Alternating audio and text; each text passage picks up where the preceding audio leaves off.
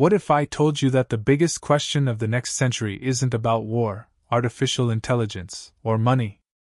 It's simpler than that. And more terrifying. Will Earth still be a place where humans can actually live in 100 years? Not comfortably. Not conveniently. Just live. And if the answer to that is uncertain, do we have a backup plan? Is Mars actually a real option? And if we have the technology to make Mars livable, why aren't we just using it to fix Earth? Today we're going through all of it. The problems, the scenarios, the science, and the honest answer that most people don't want to hear. Let's go. Part 1. What's actually going wrong? Let's start with a quick tour of what's happening right now. And I'm going to go fast, because there's a lot, and none of it is boring. The oceans.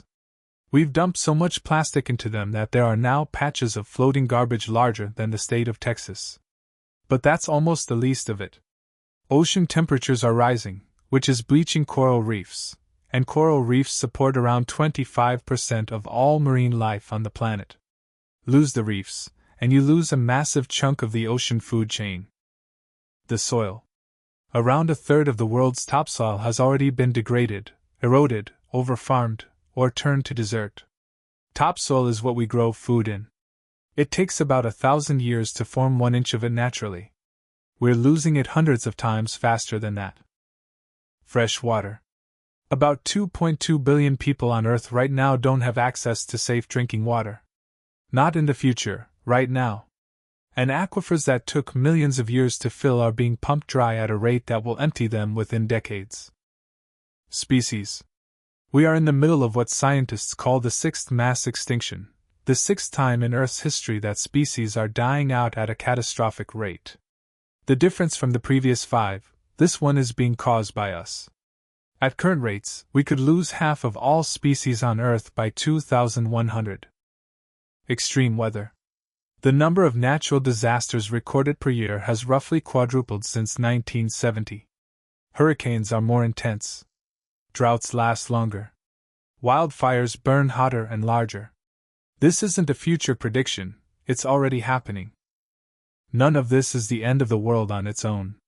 But all of it together, compounding, accelerating, that's a different question. Part 2. The population problem. Here's a number, 8 billion. That's how many people are alive on Earth right now. In 1900, it was 1.6 billion. In 1960, it was 3 billion. We added the last billion people in just 12 years. By 2100, estimates range from 9 to 11 billion people, depending on how fertility rates change over the coming decades. That's potentially 3 billion more people than today, all needing food, water, energy, and space. And here's where it gets interesting. The instinct is to say, too many people, that's the problem. But the science is more complicated than that. The average American consumes roughly 100 times more resources than the average person in a low-income country. The carbon footprint of one person in a wealthy nation can equal that of dozens of people elsewhere. So the question isn't just how many people, it's how those people live. The countries with the fastest growing populations are mostly in sub-Saharan Africa and South Asia, regions that have contributed the least to the problems we're talking about. The countries consuming the most are mostly in North America and Europe. The honest answer, overpopulation is a real pressure. But the consumption habits of wealthy nations are a bigger problem than raw population numbers. We could have 10 billion people living sustainably, or 5 billion people consuming at today's rates and still breaking the planet. What we do with that information, that's the political question nobody wants to answer. Part 3. 3 possible futures. Let's look at what Earth actually looks like in 3 possible versions of 2100. Best case, we act seriously and fast. Emissions peak in the next few years and drop dramatically. Global temperature rise is kept to around 1.5 degrees Celsius above pre-industrial levels. What does that world look like? Different, but livable. Coastal cities need major flood defenses. Some regions get drier. Coral reefs are diminished. But global civilization functions. Food systems adapt. Renewable energy is the norm. This scenario is still technically possible. Just barely. Middle case, we do some things, not enough. Temperature rise hits 2.5 to 3 degrees Celsius by 2100. This is currently the most likely path we're on. What does that look like? Miami, Bangkok, and Mumbai need to relocate significant parts of their populations. The Middle East and parts of Africa become lethally hot in summer, temperatures where you can die outside in minutes. The Amazon rainforest partially collapses. Hundreds of millions of people become climate refugees. Civilization continues, but it looks very different. Worst case, we do essentially nothing. 4 to 5 degrees of warming by 2100. Large parts of the tropics become uninhabitable year-round. Global crop yields collapse by up to 40%. Wars over water and food become common. Mass extinction events accelerate. This is not the extinction of humanity. Humans are incredibly resilient. But it is the end of the world as we know it. This scenario is still avoidable. But it requires decisions that haven't been made yet. Which path we end up on isn't decided by nature. It's decided by politics, economics, and collective choices made in the next 10 to 20 years. Which is both terrifying and hopeful, because it means it's not too late. Part 4. Mars as Plan B. So let's talk about the Plan B that certain very wealthy people keep bringing up, Mars. Elon Musk has said publicly that he wants to die on Mars, just not on impact. SpaceX's entire long-term vision is built around making humanity a multiplanetary species. NASA has its own Mars program. China is planning crewed missions. The conversation has gone from science fiction to engineering problem. But let's look at what Mars actually is. Average temperature, minus 60 degrees Celsius. That's not a cold day.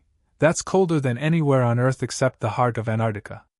The atmosphere is 95% carbon dioxide and too thin to breathe, or to block radiation.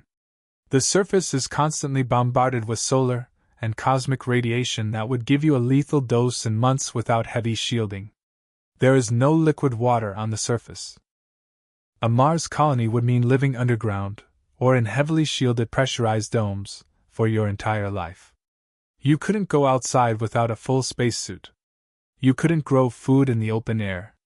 You'd be entirely dependent on resupply missions from Earth for years, possibly decades.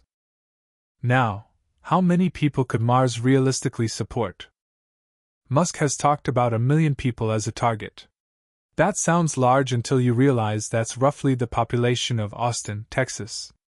If Earth became uninhabitable, 1 million people on Mars would represent 0.01% of today's population. The other 7.999 billion would be left behind. Mars is not a lifeboat for humanity. It is at best a lifeboat for a very small, very carefully selected group of extremely wealthy or extremely skilled people. Which raises an obvious question. Part 5. The strongest argument against Mars. Here's the argument that doesn't get made enough.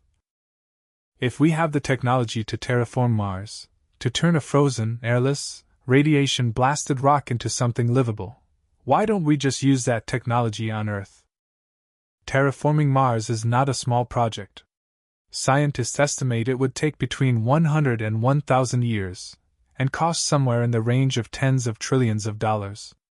The process would involve bombarding Mars with greenhouse gases to thicken the atmosphere, redirecting asteroids or comets to deliver water ice, and then waiting centuries for biology to take hold. Compare that to fixing Earth. The technology to dramatically reduce emissions exists today. Carbon capture technology exists. Renewable energy is now cheaper than fossil fuels in most markets. Desalination plants can turn ocean water into drinking water. Vertical farming can grow food in cities without topsoil. We are not missing the technology. What we're missing is the decision to use it at scale. And this is where the Mars conversation becomes uncomfortable. Because the people most enthusiastically pushing Mars as humanity's future are often the same people most resistant to the large-scale international cooperation and regulation that fixing Earth would require. Mars offers the fantasy of starting fresh, a new planet with no messy politics, no existing governments, no historical injustices to deal with. But starting fresh on Mars while Earth deteriorates isn't a solution for humanity. It's an exit strategy for a few.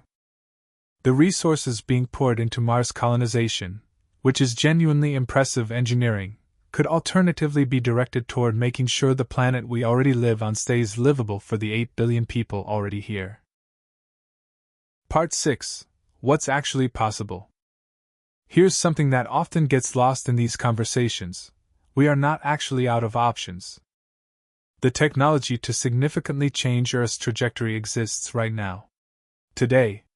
Not in 50 years. Not waiting for some breakthrough. Today. Solar and wind energy are now the cheapest forms of electricity generation in history. In 2023, more renewable energy capacity was added globally than in any previous year. The energy transition is happening, just not fast enough. Carbon capture technology, machines that pull CO2 directly out of the atmosphere, is real and scaling. The largest direct air capture plant currently operating can remove 36,000 tons of CO2 per year. We need to scale that by a factor of millions. But the technology works. Vertical farming. Growing crops in tall indoor towers using artificial light and recirculated water.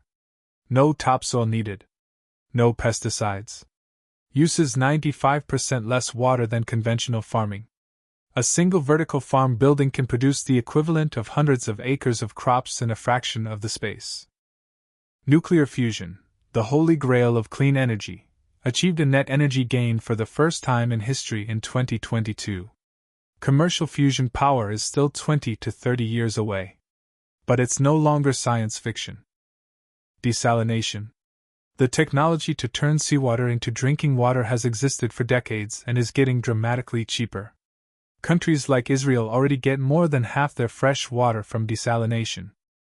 And then there's artificial intelligence, which is now being used to model climate systems, optimize energy grids, design more efficient crops, and find solutions to problems that would have taken human researchers decades.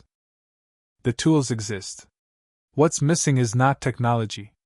What's missing is the collective decision, across governments, corporations, and individuals, to use these tools at the scale the problem requires.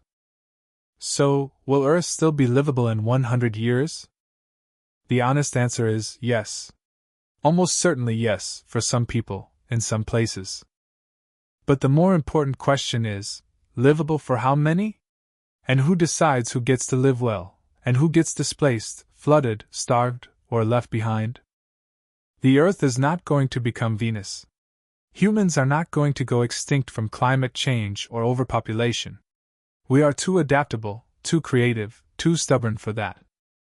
But the version of Earth that exists in 2100 will be shaped by choices made in the 2020s, 2030s, and 2040s. The window for the best-case scenario is real, and closing. Mars is fascinating. The engineering of it is genuinely impressive. And there is a legitimate argument for having a backup copy of human civilization somewhere else, just in case. Asteroids happen. Pandemics happen. But Mars cannot save the 8 billion people alive today. Only Earth can do that. And the technology to keep Earth livable for all of them already exists. The question isn't whether we can. We can. The question is whether we will.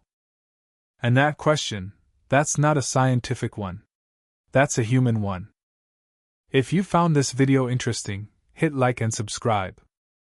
And drop in the comments, if you had to choose, invest everything in fixing Earth, or build a Mars colony, which would you pick? I want to know what you actually think. See you in the next one.